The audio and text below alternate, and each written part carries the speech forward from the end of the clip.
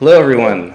Thank you so much for joining us. My name is Chris Taylor. I am the music librarian in the Art, Music, and Recreation Department at Los Angeles Public Library's Central Library.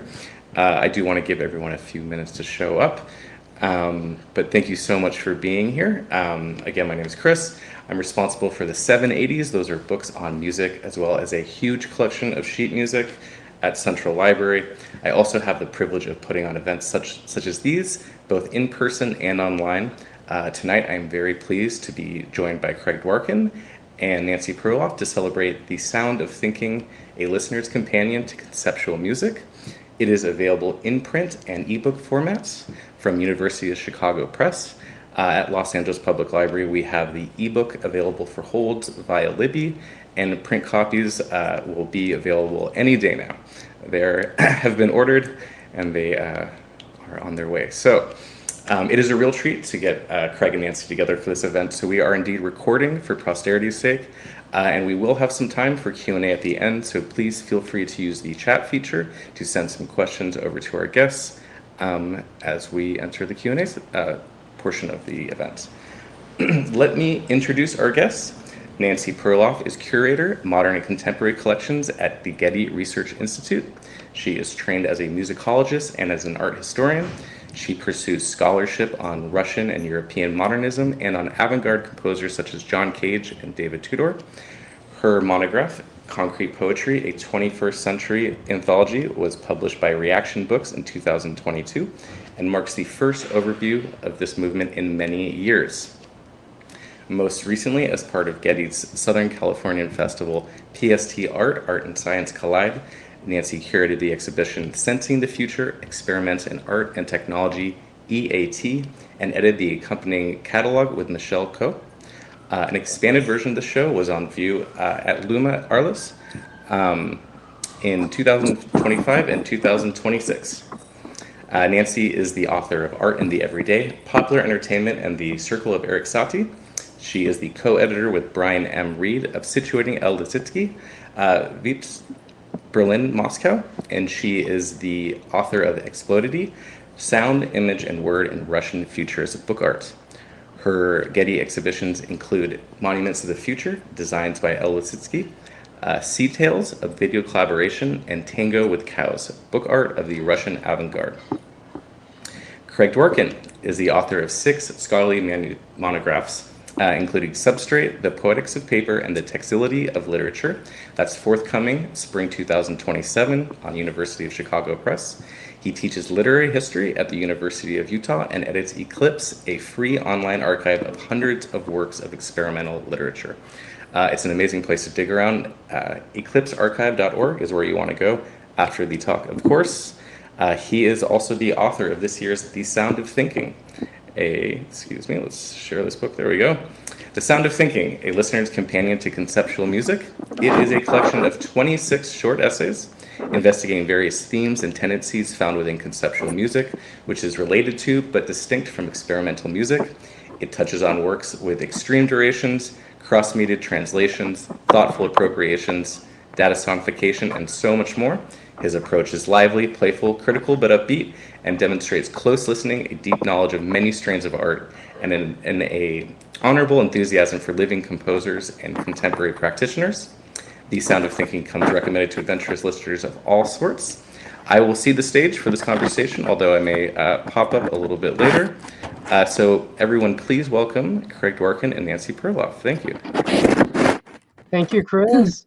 Yes, thank you so much, Chris. It's a pleasure to be here, and particularly a pleasure for me, both personal and professional, to be speaking with Craig Dworkin tonight. It's very, very thrilling for me. Let me just give a very brief, a couple of teasers, and then let's kind of dive in. So, in his encyclopedic and fascinating book, The Sound of Thinking, a listener's companion to conceptual music, Craig Dworkin quotes the American composer Marianne Amache. He writes, quote, "Ultimately, however, as Marianne Amache has demonstrated in a series of ingenious works, some sounds are generated entirely inside the head, quote, when our ears, this is Marianne Maché now, when our ears act as instruments and emit sounds as well as receive them, end quote. Amache refers to this phenomenon as music from the third ear, and Dworkin adds, quote, Amache's neurophonics are a nice reminder that the locus of the conceptual and the auditory can coincide in the space of thinking. And I think that's a wonderful quote to generate what will be much of our discussion. And let me add one other, well, let me just say this. I use these quotes to help us enter Dworkin's world. It's a world of erudite, but also humorous and fanciful discussions. For instance, the composer Jasna Veliskovich, her good Bach for piano and CD statistically sorts all of the notes in Bach's C major prelude and fugue and arranges them from lowest to highest pitch.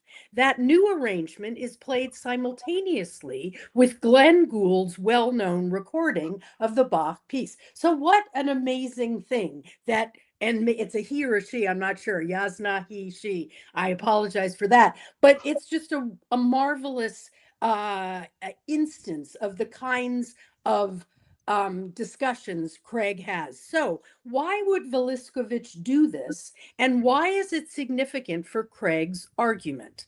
Let's start at the beginning. Craig, how did you come to write this book?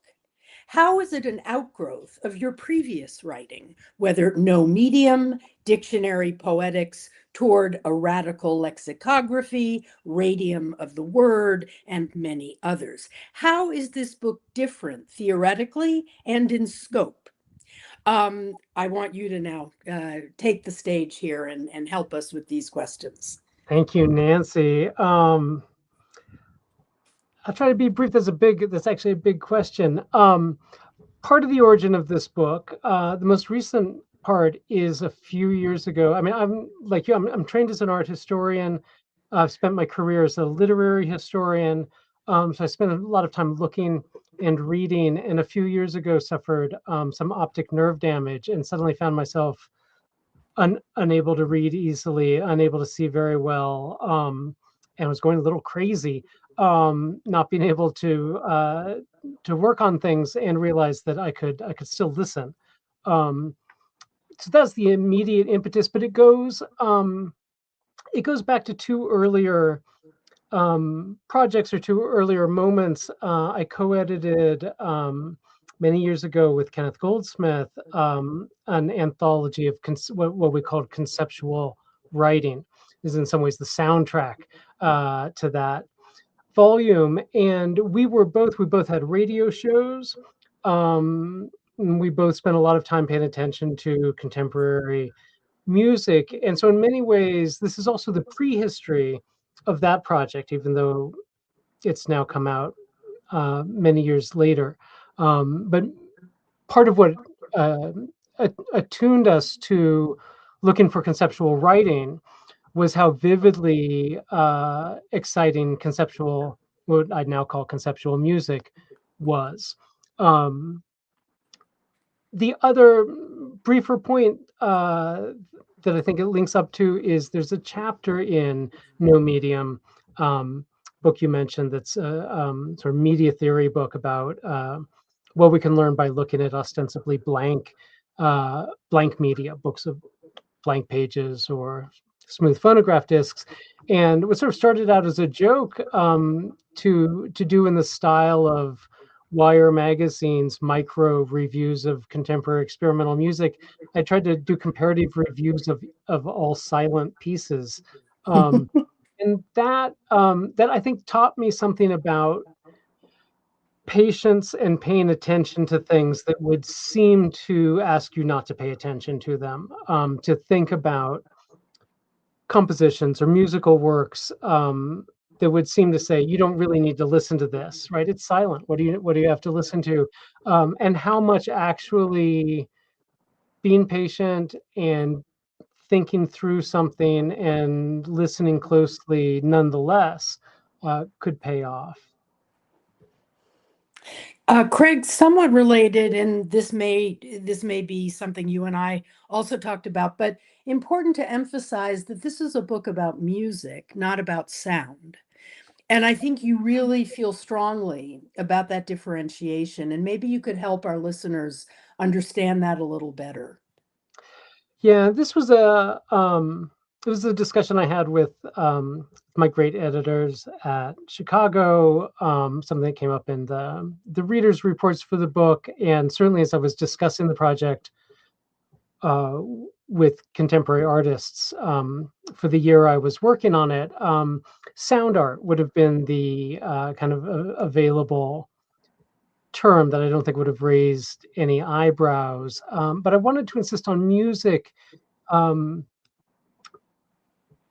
Because if only for a moment, uh, I want people to think about their own investment in that term, music. So if they're told that there's a piece that just sorts the notes from lowest to highest pitch, and they're inclined to say, "Well, wait, that's not music." Um, that's instructive. I don't need to change anyone's mind about what they think music is.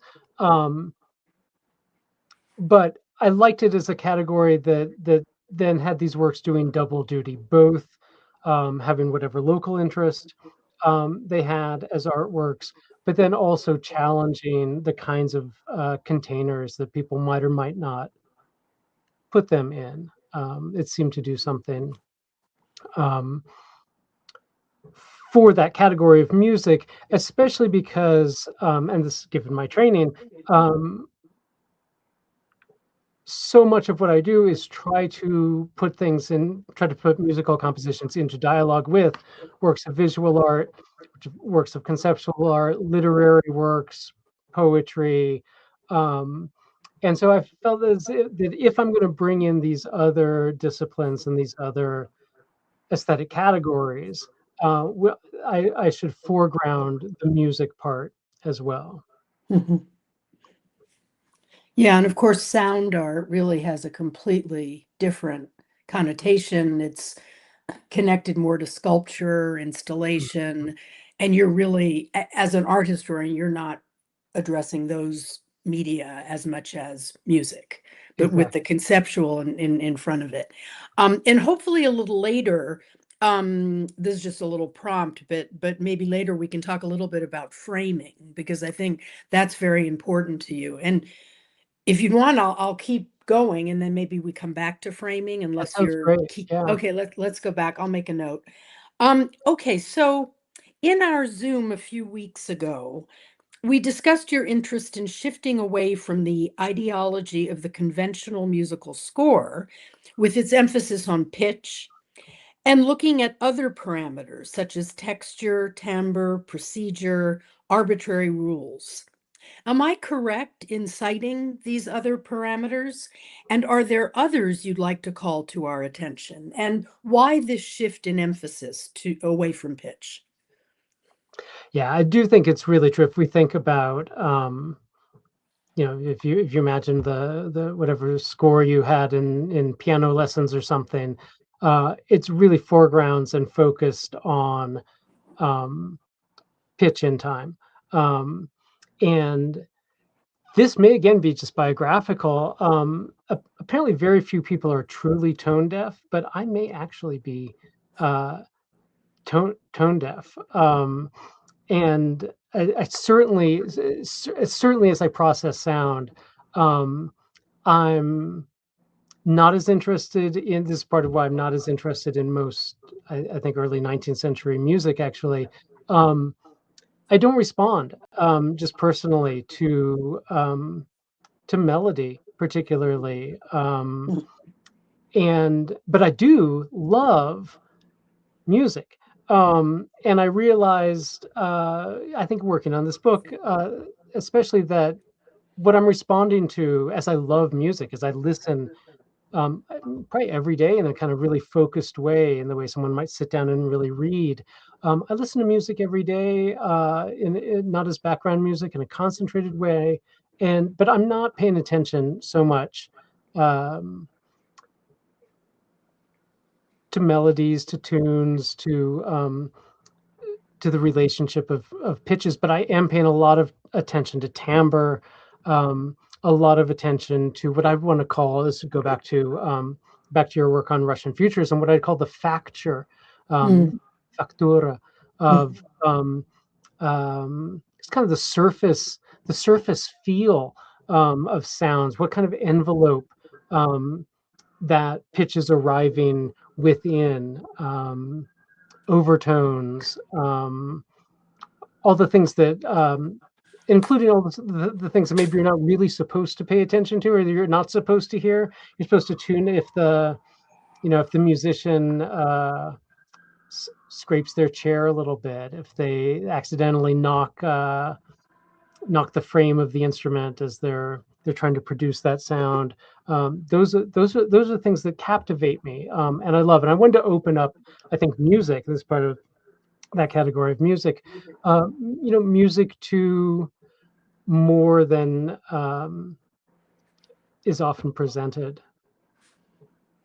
So having this more encompassing sense of music and the kind of everyday listening experience. Is it one where you put headphones on and you shut out the outside world, or on the contrary, you absorb and bring in the outside world? Well, I have to put headphones on if my girlfriend's around and I'm listening to this kind of music, but that's for her, not for me. No, otherwise I like sound moving in air. It's part of live. It's part of why I like live concerts. I like the sense of space and social social space. Sounds really interesting. Okay.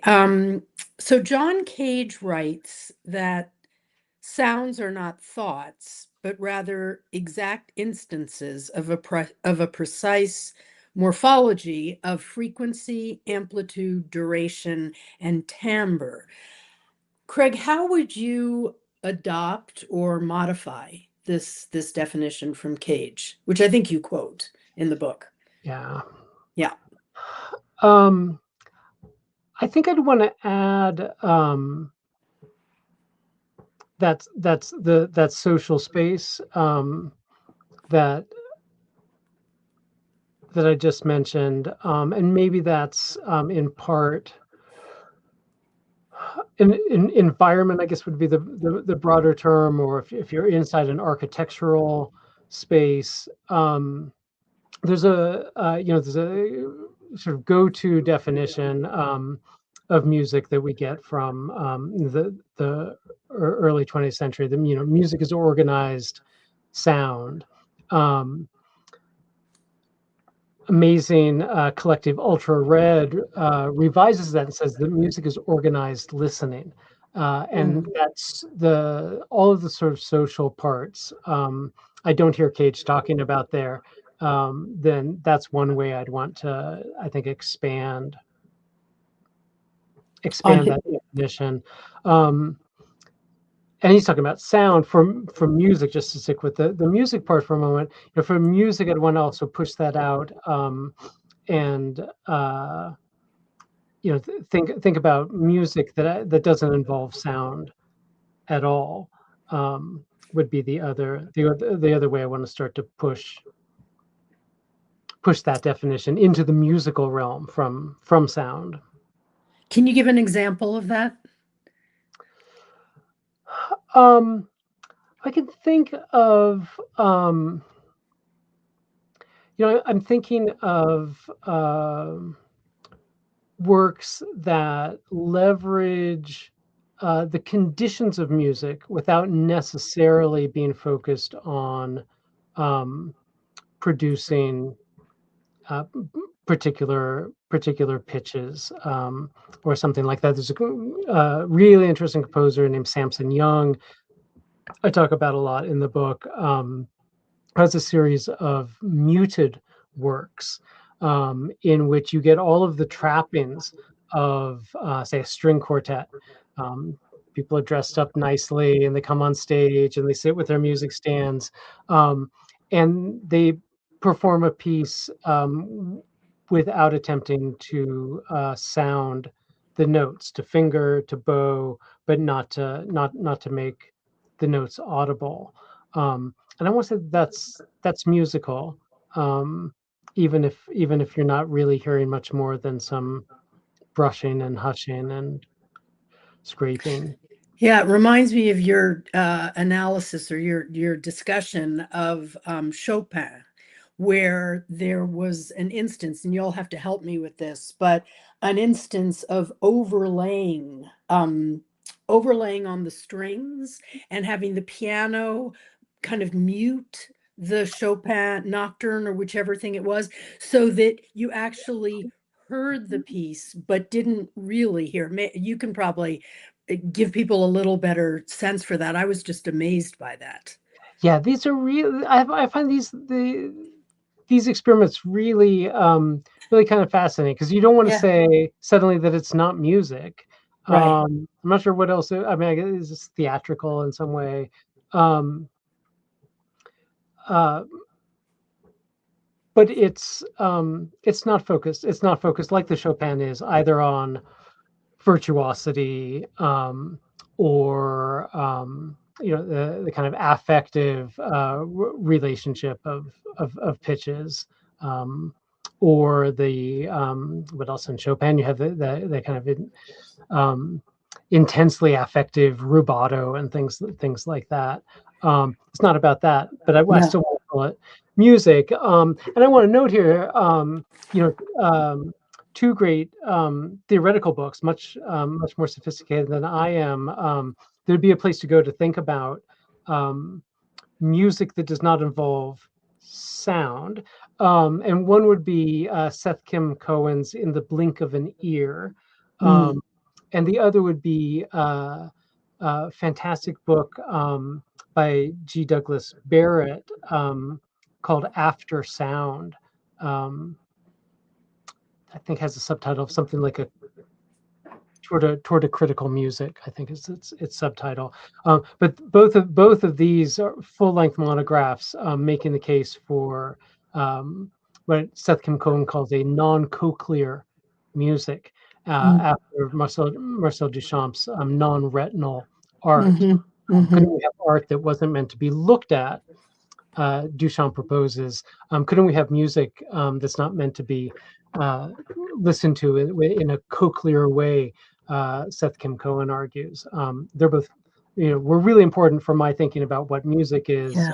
They're just Yeah. fantastic. They're Yeah. fantastic books, both of them.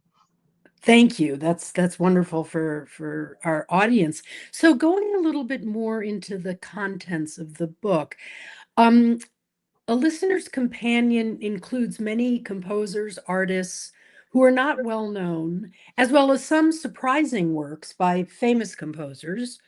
Um, are you trying to make a new canon in this book? A counter canon, perhaps? Um, whom did you leave out that you'd like to mention to us, both among the canon and the counter canon? And can you say why?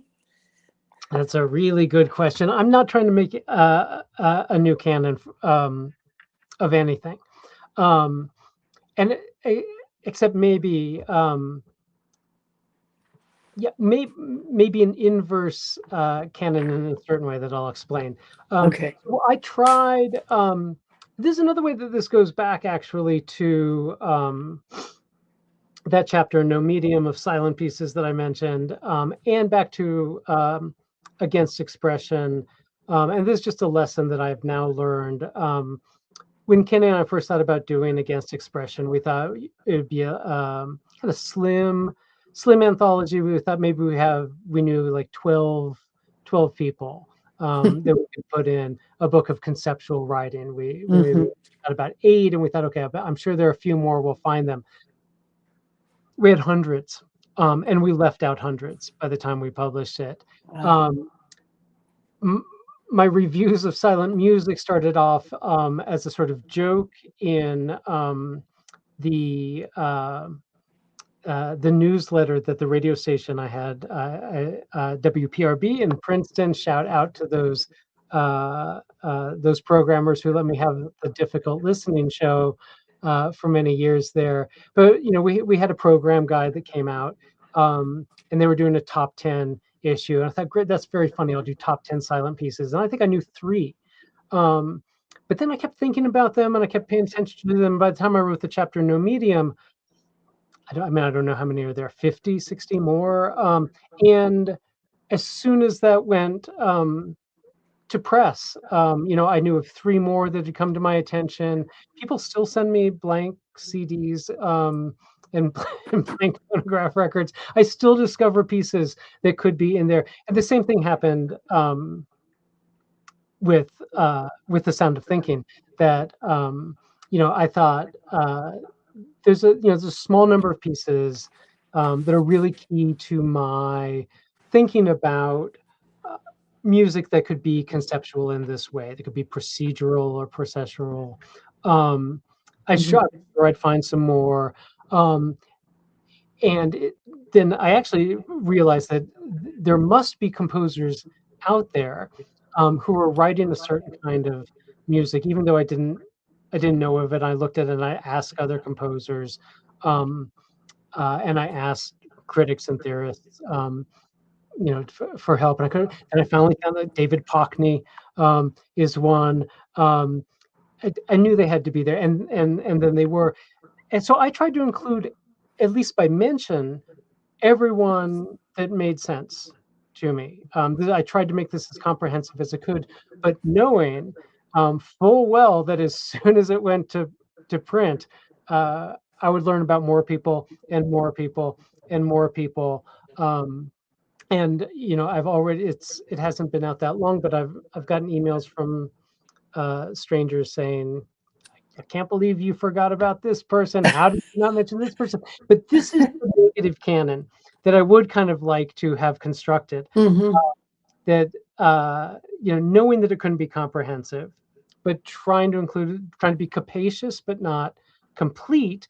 I sort of wanted it to open a space for listeners where they would say, "Oh, this is just like whatever obscure thing they happen to know," or "Oh, that's interesting. I've never thought of some famous composer's work in this way, but there's a way, even though you wouldn't think of it, that's kind of conceptual too." So it really, what I wanted to create was not what I have in the book, but all the things I don't have in the book.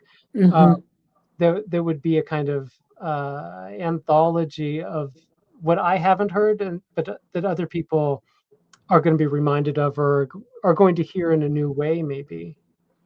That's such a wonderful answer. Thank you. I thought really, really interesting. So kind of related to that, does it matter that your readers have not heard of many of the composers you write about? Certainly, in my experience reading the book, there were many, many new names, far more new names than recognizable.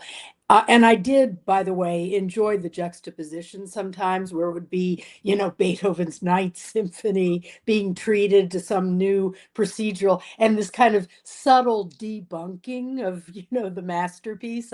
Maybe that's your dislike of the 19th century in there, but there was a lot of humor there. But I guess my question is, how do you tailor your writing to address the readers who have not heard of these composers or artists? And whom would you say is your ideal audience, if you can even say that? Ooh. Well, I feel since I'm not a musicologist, I felt sort of empowered to write for people who might not know all of these composers, might not know this tradition. I'm very gratified, actually, from hearing from some of the composers who are in the book, who said, "Wow, like I don't know a third of these people." So I'm really pleased that it's useful to people who are immersed in this kind of work. But I would say my ideal audience, probably not musicologists, are not experimental musicians necessarily, but are people who have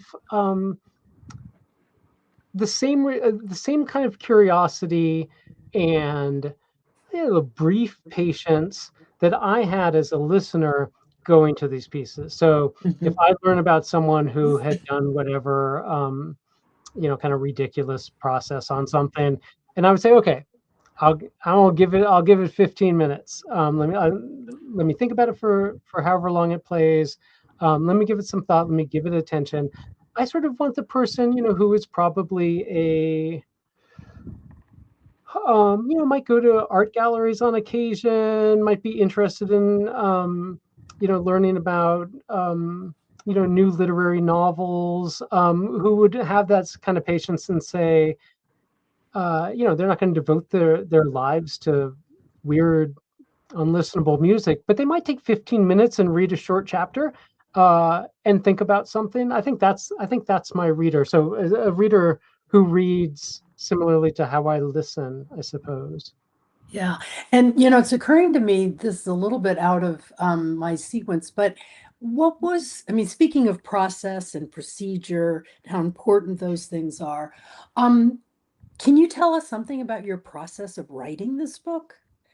How you listened and incorporated and then looked at scores or didn't look at scores? What was the process like?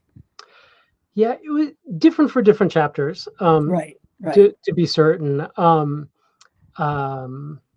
there's I look at a piece that works from Arnold Schoenberg's Erwartung, and there I spent a lot of time with Schoenberg's score. I really studied it. But for most of these, the musical model for me was something like the caprice or the bagatelle or the variation on something. I sort of, I'd find a piece that made sense for the book. I thought, oh, great, here's something that counts as conceptual writing, or conceptual music, the way I've defined it, Hmm.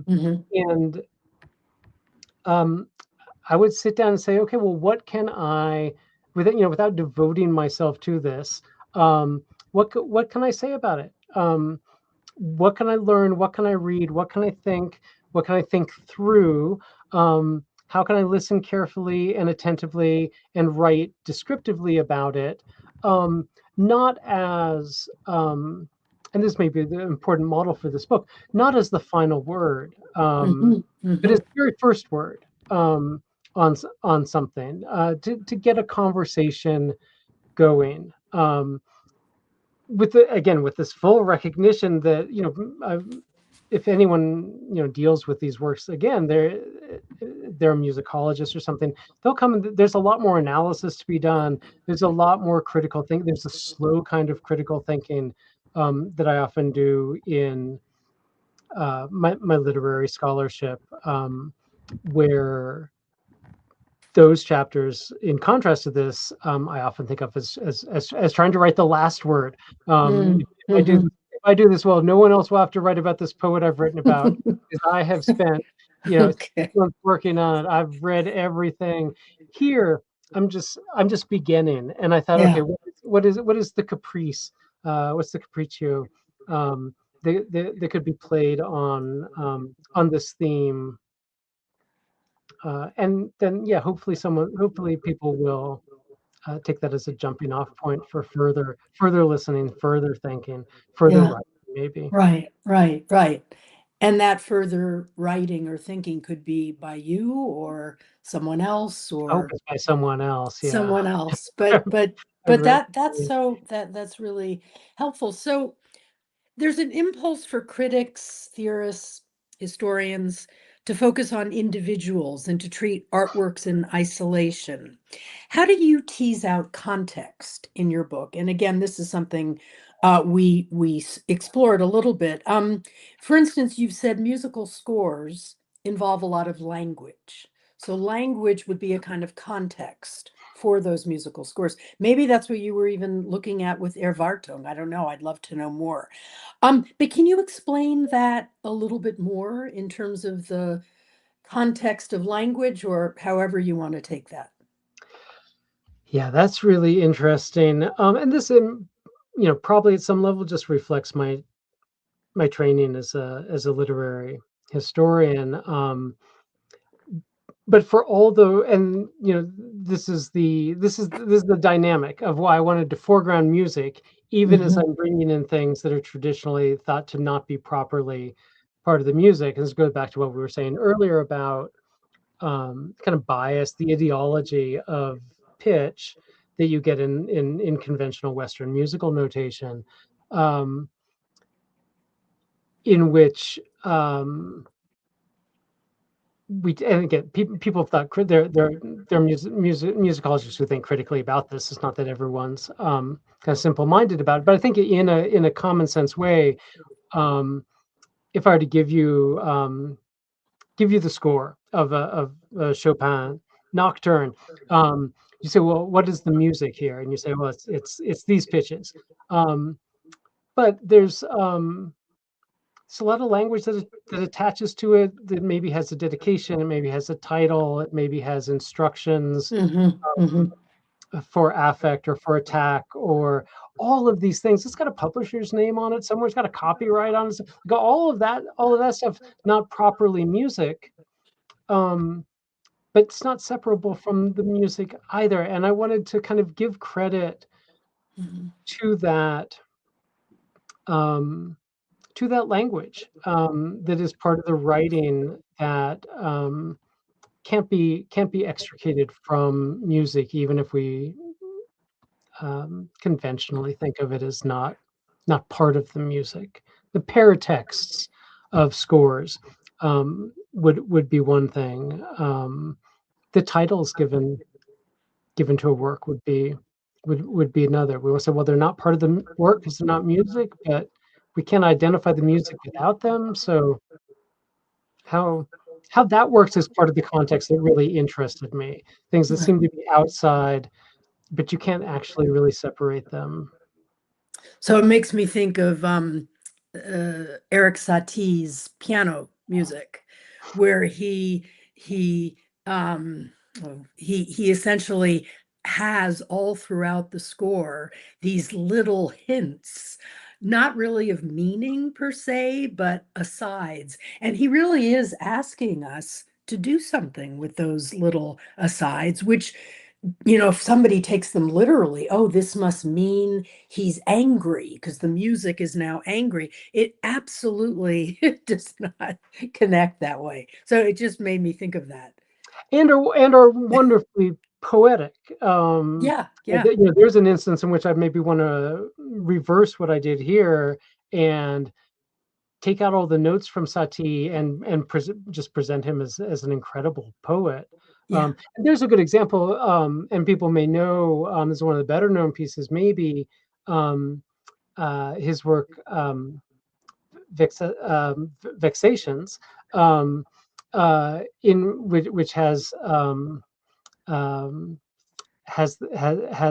inscription, the paratextual inscription, that if, I'm not going to quote it exactly, but if one were to perform this, what is it, 851 times or something like that, one would have to prepare oneself, in a profound silence beforehand. And people I think have misread the modal verb there. If one were to, yeah. But people have taken it as an imperative that you have to perform this precise number of times. So it's also an object lesson to read. If you're going to read these, you got to read them carefully, because you maybe don't want to do it that many times. So where does John Cage sit with that treatment of the instruction as an imperative? I mean, he must have been reading on multiple levels there. Yeah, and that's what, Cage is a great, and I started out wanting to write this. This could have been a book just about John Cage. It's really remarkable how, it's sort of in many ways, Duchamp gets to things first.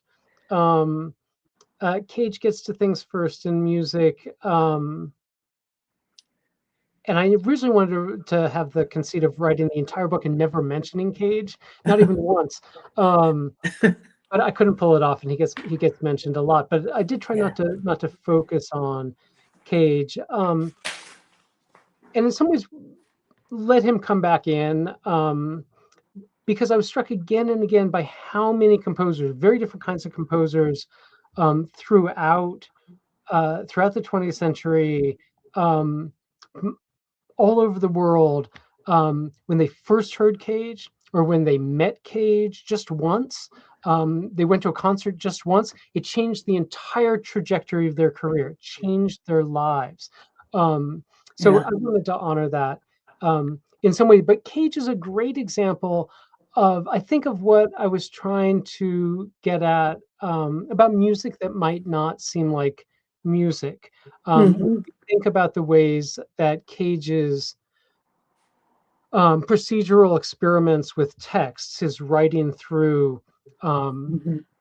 source text, and if people don't know this, it'll take too long for me to explain it, but you should look it up. They're wonderful kind of interfaces to the database of a published work, say to James Joyce's Finnegan's Wake. And Cage would have this preset procedure and go through and draw out words largely by chance, though not entirely, or eventually just individual letters or clusters of letters by chance. We don't have notes. We don't have pitch time graphs. But if it's the same procedure that he's using in musical composition, do we want to say that that's not musical? Or and he's inspired in this by the poet Jackson McClough. Um, do we want to think of McClough as a composer, even though he's not doing anything with instruments, Mhm. because Mhm. he's adapting procedures of Mhm. allegory composition uh, from Cage? So I think Cage is a great way of thinking about what might constitute musical composition that's not involving all those things that he described sound as having. Mhm. Maybe it's more about the process of treating material, whether that material is linguistic material, or sonic material. I mean, my guess as far as Cage orchestrating literally all these performances of vexations is for Cage, it was a discipline. This was an approach to Erik Satie, whom he greatly, greatly admired. And many people thought Satie had no discipline, that he was just frolicking with language. And in fact, the discipline of orchestrating these performances of vexations 800 times, however, may have that, that's the tongue in cheek, but also very serious Well, side of and Cage. Cage is less, he says, if something's boring, do it again. Yeah. If it's still boring, do it again. If it's still boring, do it again. And eventually you learn that it's maybe not that boring. So yeah. Yeah. Yeah, it's like the quote with Arnold Schoenberg where Schoenberg said, "You have no sense for harmony. How can you be a composer? You have no sense for harmony." And Cage said, "Then I will beat my head against the wall until I have it was something like that, until I have a sense of harmony." So, taking us just in a little bit of a shift, and then we're going to want to open up to uh, questions. So Kristen Markley's The Clock is coming to LACMA, to the LA County Museum of Art. The print of the clock is actually in the archive of the LA County Museum of Art, but this incredible video piece has not been shown live, so to speak, for 10 years. So the last time it was presented at LACMA was in 2015. Wow. And I think that actually relates a little bit to our conversation, which is that Christian Markley, the artist, not really composer, more artist, is very disciplined about how he wants the piece to be performed, presented.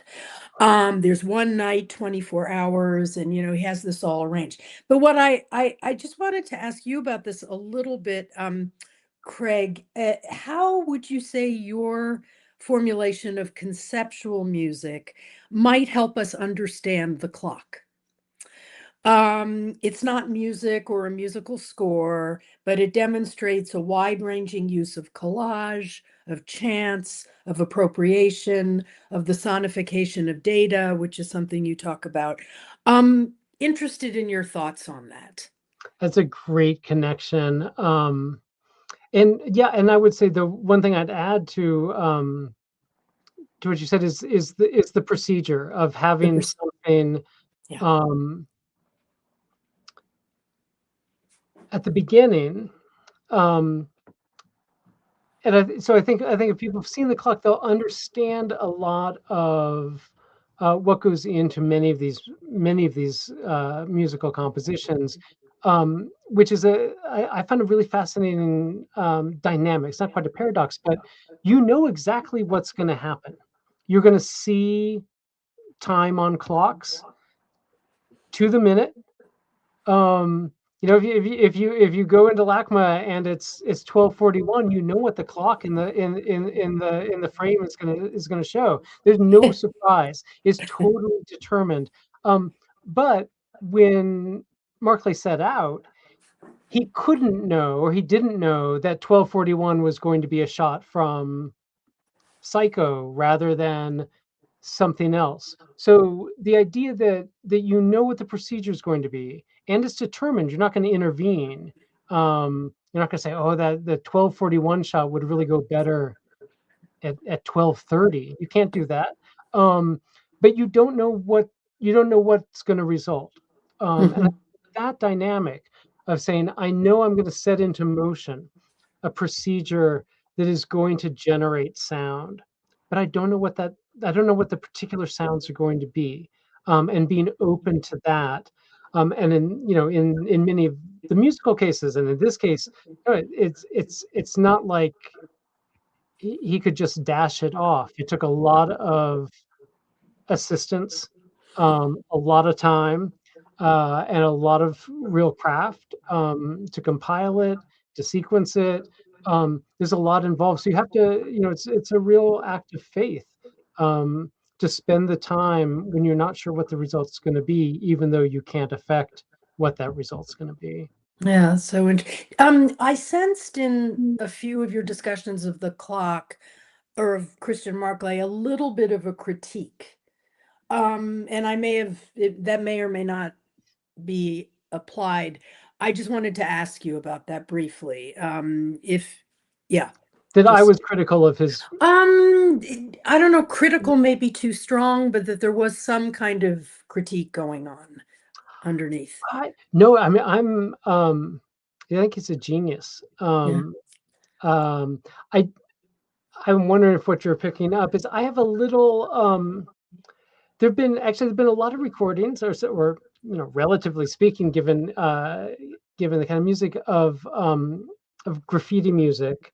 And I've been largely disappointed in the performances. Which is very different than being disappointed in the piece, which I think is really pretty brilliant.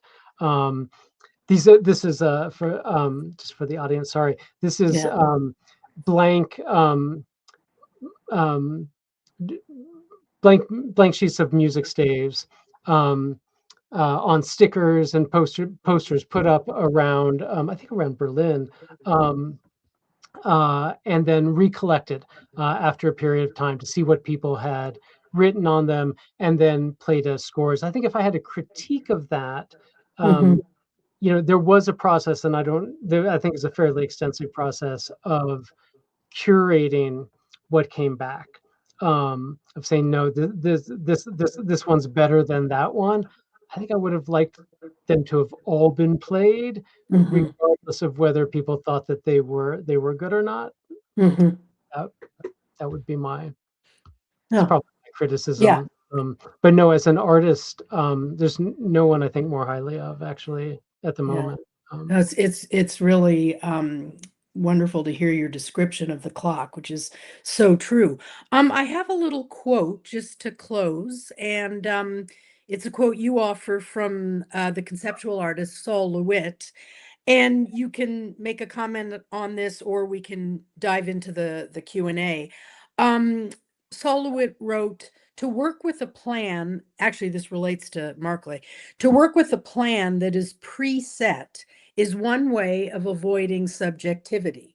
The fewer decisions made in the course of concluding the work, the better. And then you add to that, make a minimal intervention in a comprehensive system and hear what unpredictable sounds result. So it's actually a nice segue if you want to comment on that. No, I think that's perfect. I think yes, Saul LeWitt. I'll just say brevity is the Saul LeWitt. No, I think it speaks to I think it speaks for itself. Yeah, maybe we should open up. Chris, do you have thoughts? Yeah. I'm not sure if you could see me, but I was nodding my head throughout your discussion while I was off screen. But if you could see me, I was very enthusiastic about listening to you both speak. I might take advantage of my pulpit and ask you a few questions just to start things off.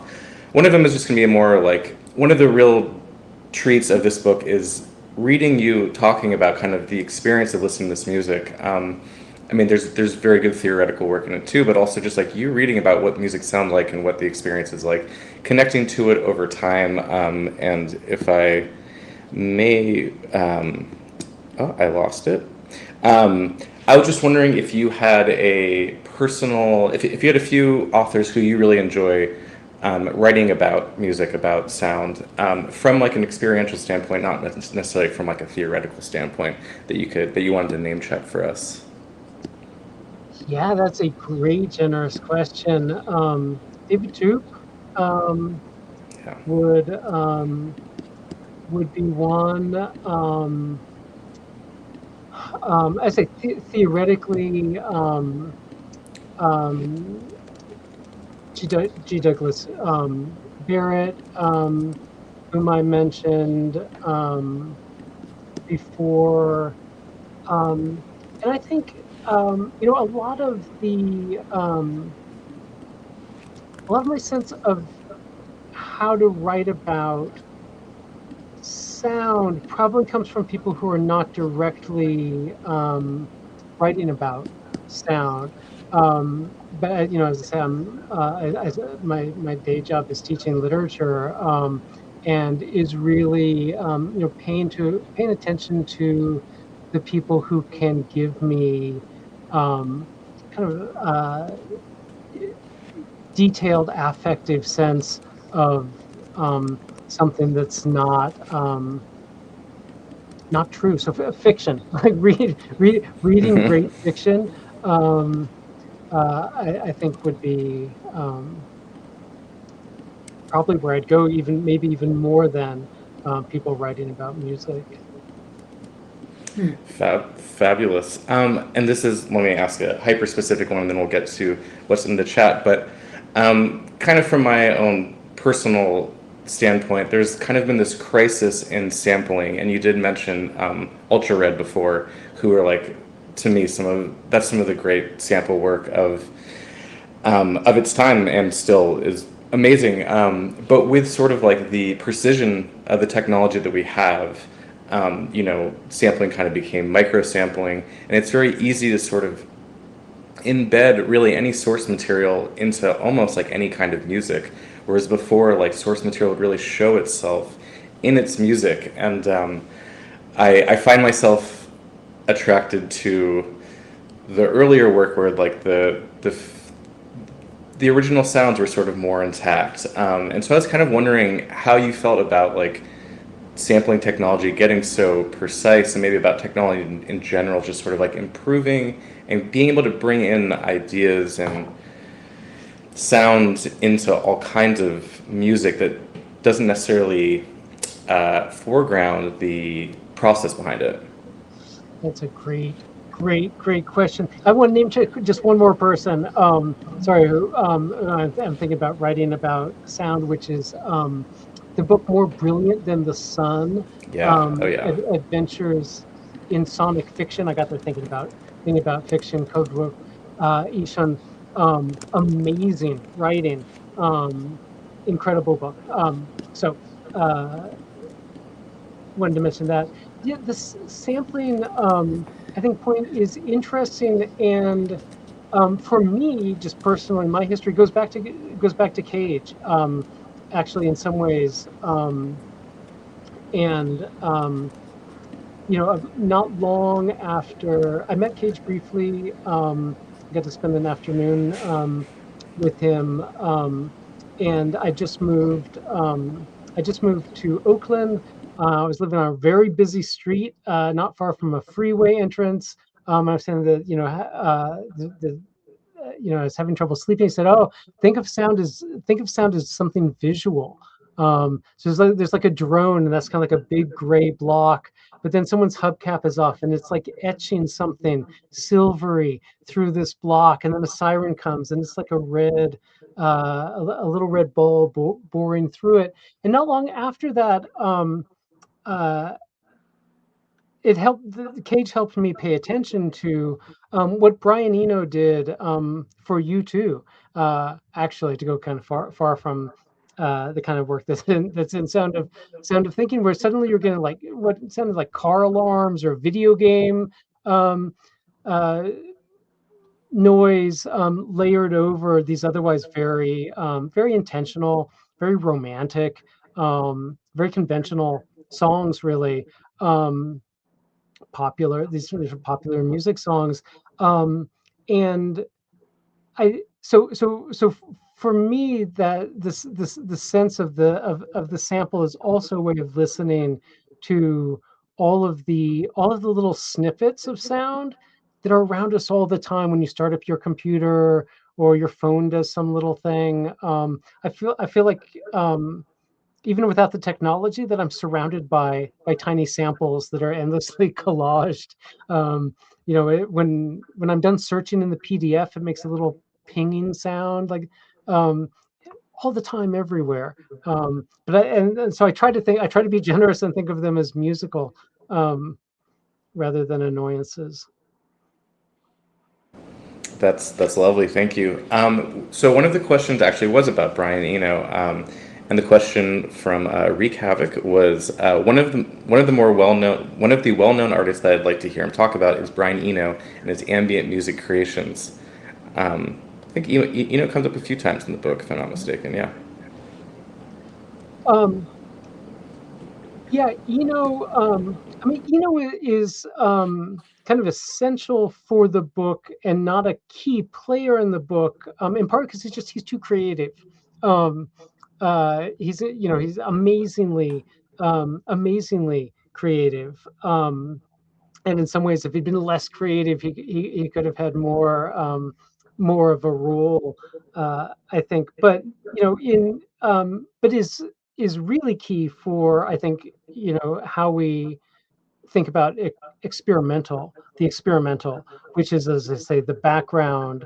Um, Nancy was asking about frames earlier. I'd want to put most of this work within a broader frame of the experimental, which is maybe within a broader frame of something like the avant-garde or something like that. So Eno's sense of constantly thinking, what else could we be doing? How can we do something different? And his sense of really paying super close attention to the details. If you've seen the film about the aleatorially shuffled film about so you saw one of them, I suppose, one of the millions of them.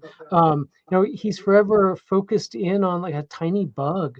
That's on the windowsill, or some very small part of a composition that no one else is paying attention to. So methodologically, Eno's key for me, even though I think the works tend to be too creative for to fit this book.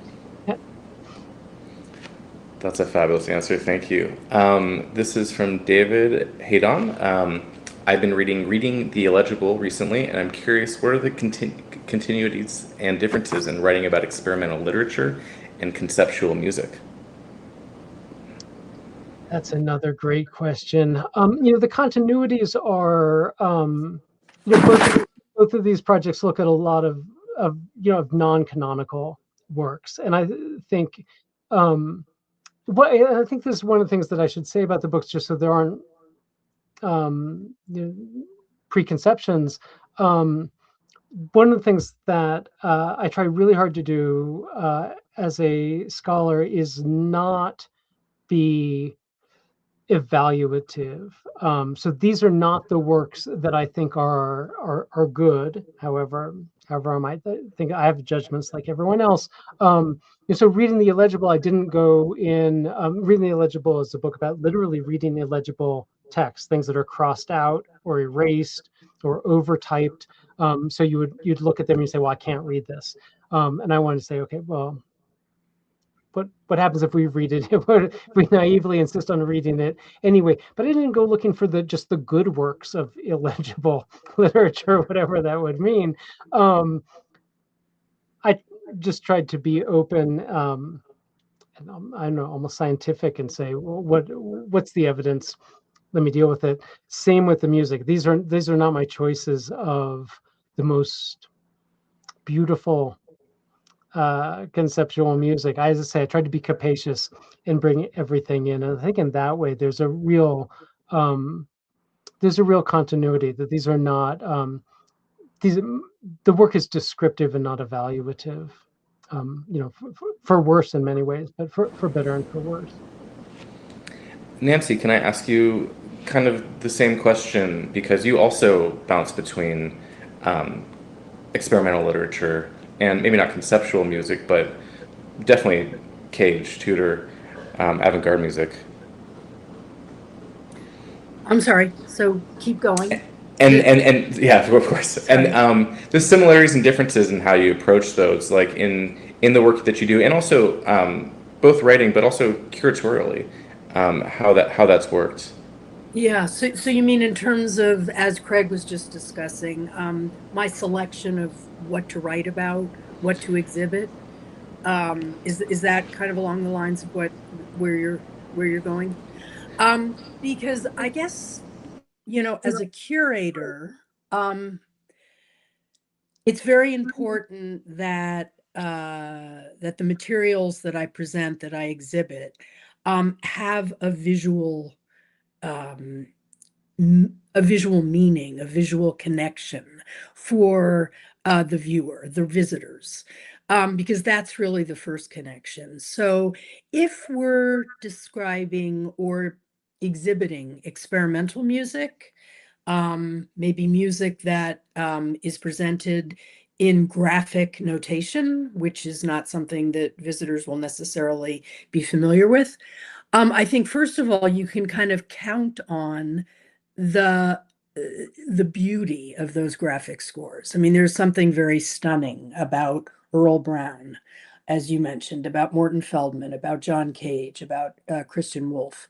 And the other way then to present this difficult music is to make sure people can hear it.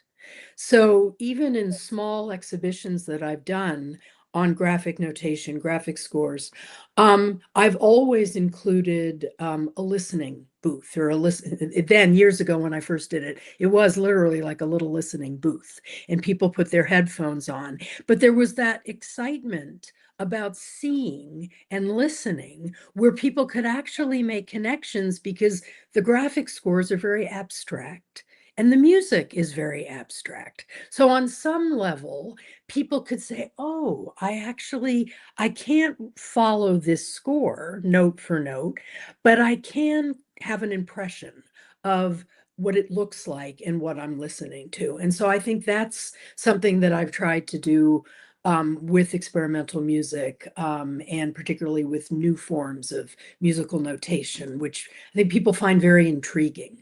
So I hope that's a partial answer. And we could also say, I just would also say your incredible, let's read first on my screen, your incredible concrete poetry book, which is, I think it shows up the worst part of what I did, where you're very, very deliberate and precise about exactly who you're choosing to focus on, and within those people, exactly what poems to foreground. We're talking, as I say, I'm just bringing in everything I can think of. But that's an example of another kind of editorial procedure. And the question I posed to you was a question I struggled with myself, which is, no matter what overall rationale and procedure you use, there's always someone who's left out, who could be in there. And so in a way, your book, and maybe mine too, in a very different way, are about who was left out, as well as who's inside, and what that means. Yeah, it's this for Chris as a librarian. I'll say, I made an argument in another book that we tend to think of collections as being defined by what they include. You were talking about the New York Public Library, what they have, but I think collections are defined by what's not in them. Yeah, actually. So that's our fate. I think that's right. Absolutely. I think there's one last question, and we're a little over time, but that's fine. The question is, does Craig have something equivalent to a published playlist on Apple Music, Spotify, etc., that would allow the readers to quickly access the songs referenced in the book? No, this is always the question. I'm in very preliminary discussions with avant-garde record label about possibly coming up with an anthology of conceptual music. It'd be maybe like a multi-LP set or a multi-CD set. I have to confess, there should be something. And we talked early on with the publisher about having a supplemental website. I really dislike those because they always go defunct kind of almost immediately, and the music world is filled with money and permissions and clearances and rights. I didn't want to have to deal with the bureaucracy of doing anything legitimate, and then knew that anything that I could just point to, on YouTube, which would be easy, was going to be down or wasn't going to work for people in other countries.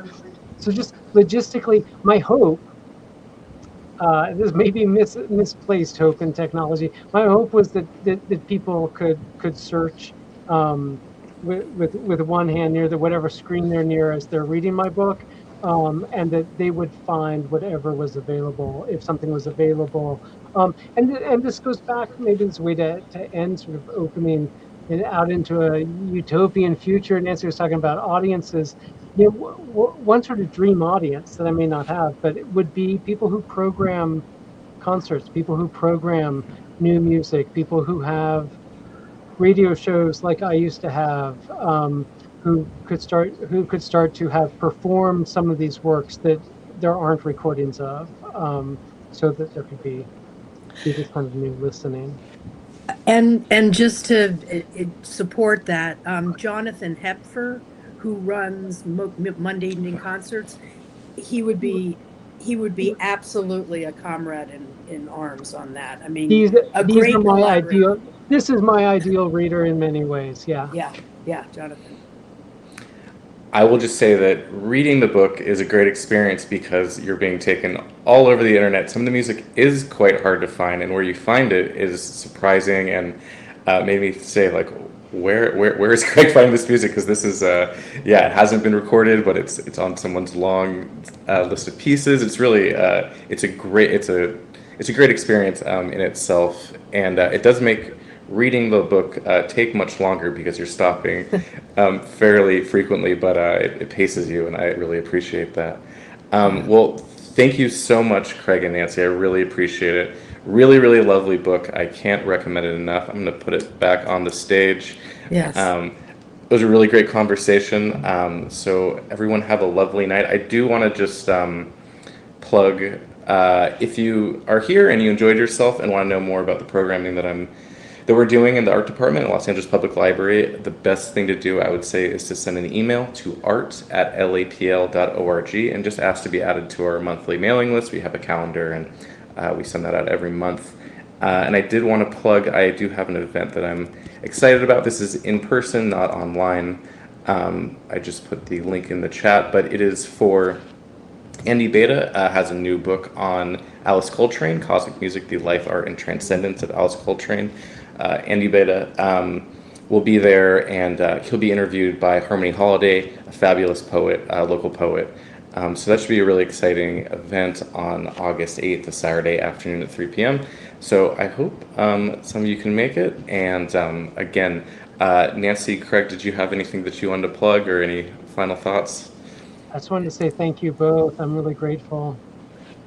And me as well. Thank you, Chris. Thank you, Craig, for a total pleasure in discussing this really, really fascinating, brilliant book. Fabulous. Well, have a good night, everyone. Thank you so much. Okay, good night. Ciao.